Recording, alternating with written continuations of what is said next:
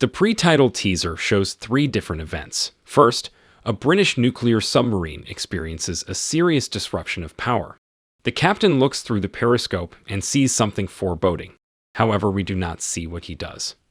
In Moscow, Colonel Gogol hears from M that the British sub has disappeared. Gogol becomes concerned, especially since his own government has lost contact with one of its own subs. He promises the aid of his government and calls his best agent, Anya XXX Amasova, to investigate. In Austria, James Bond is enjoying a romantic encounter in a remote cabin in the Alps when he's called back to duty by M. He dons his ski gear and leaves. His lover says she needs him, to which James replies, so does England. As James skids away from the cabin, he's pursued by a group of Russian agents. James is able to evade his attackers, and using a ski pole that doubles as a type of rocket gun, kills one of them, a man who happens to be XXX's lover. Bond approaches a sheer cliff and skids over it, free-falling several thousand feet, until he opens a parachute decorated with the British Union Jack, escaping his attackers. XXX reports to Gogol in Moscow, where she's given her new assignment, the search for missing submarines. Gogol also informs her that her lover was killed in an operation.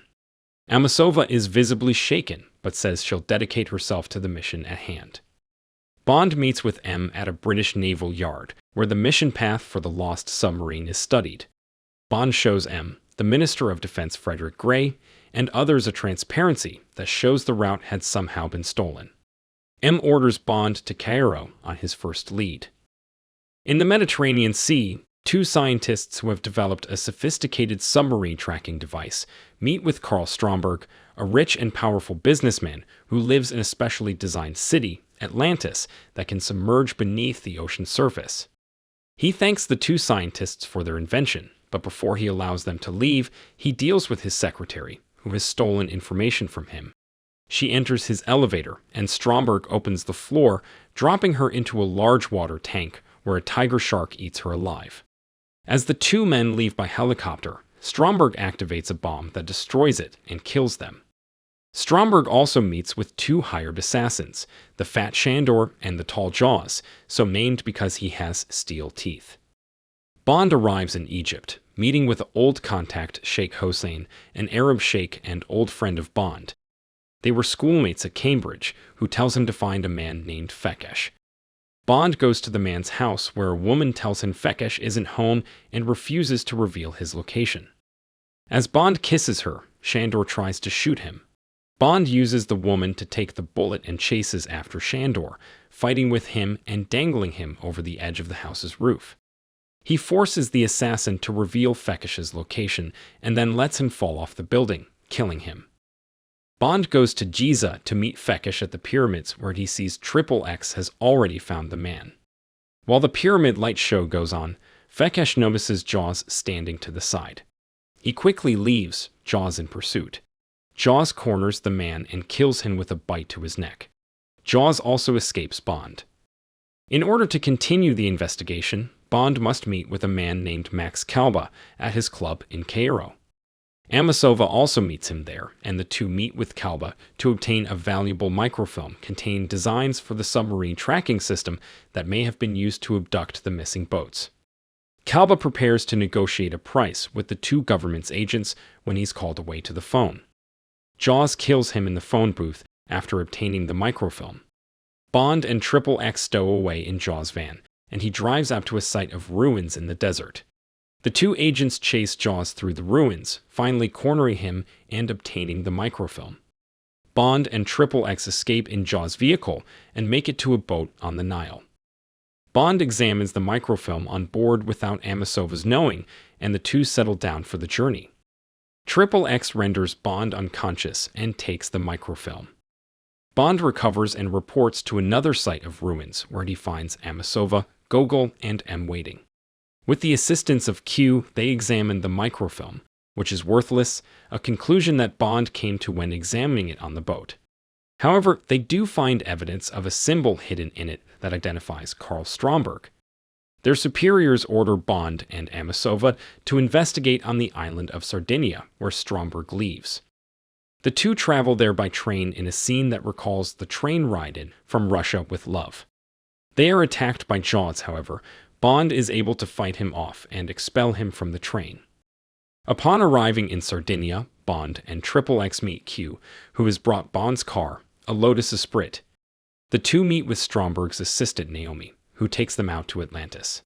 Bond poses as a marine biologist and meets with Stromberg, who tells him of his love of the sea and how an underwater city, like the model he has in his private chamber, may be the only hope for the future of humanity. As they leave, Naomi is telling Anya about Stromberg's largest ship, a supertanker named the Liparus. Bond remarks that the design of her bow is unusual. As they speed away in Bond's Lotus, they are attacked by Stromberg's men, led by Jaws. Bond is able to throw off their pursuit using the car's defenses. They are also attacked by Naomi in a helicopter. As the chase continues, Bond drives off the end of a pier and converts his car to a small submarine. He uses a small missile to destroy Naomi's helicopter, killing her. He proceeds to Atlantis, now submerged. Unable to find anything conclusive from outside, they prepare to leave and are attacked by several frogmen and mini-subs. Bond destroys them all with the Lotus defenses. However, they are forced to surface on a beach when the Lotus is damaged by an underwater mine. Back at their hotel, the two plan their next moves. When Bond lights one of Anya's cigarettes, she notices that the lighter he uses is from the city near where her lover was killed. She confronts Bond on the issue, to which Bond replies that he acted in self-defense when he killed the man. Anya vows revenge as soon as their current mission is over. The two spies next find themselves on an American submarine, monitoring the Liparus. While surveying it, the sub is rendered inoperable and is swallowed by the Liparus. The bow of the Liparus opens, revealing a large submarine dock inside. The crew are forced out of the sub and taken prisoner. Bond and XXX are identified almost immediately and are also taken prisoner. Stromberg plans to use the nuclear missiles aboard both the American and Russian subs to ignite a nuclear war between the superpowers. The resulting nuclear holocaust will destroy the surface world, leaving Stromberg the opportunity to rule an underwater kingdom. Stromberg departs for Atlantis with XXX, leaving his crew to begin the assault. Bond escapes before he can be imprisoned and frees the British, Russian, and American sailors. They lead an assault on the Liparus bridge, successfully transferring the coordinates of each submarine to the other, causing them to destroy each other. The remainder of the crews board the British sub and escape the Liparus before it explodes and sinks. They set course for Atlantis, which has been ordered to be destroyed. Bond argues that Anya is still on Atlantis and should be rescued first. He is given a wet bike, an early jet ski, and arrives at Atlantis ahead of the sub. Searching for Anya, he encounters Jaws and outwits him, using an electromagnetic crane to seize his metal teeth and drop him into the shark tank. The shark is no match for its namesake. Jaws quickly bites and kills it. Bond next finds Stromberg in his massive dining room. Stromberg attempts to kill Bond with a harpoon gun located under the dining table but misses. Bond returns fire, hitting the villain in the chest, killing him. Bond finds Anya in a torture room slowly filling with water. The two escape from Atlantis in a pod that surfaces.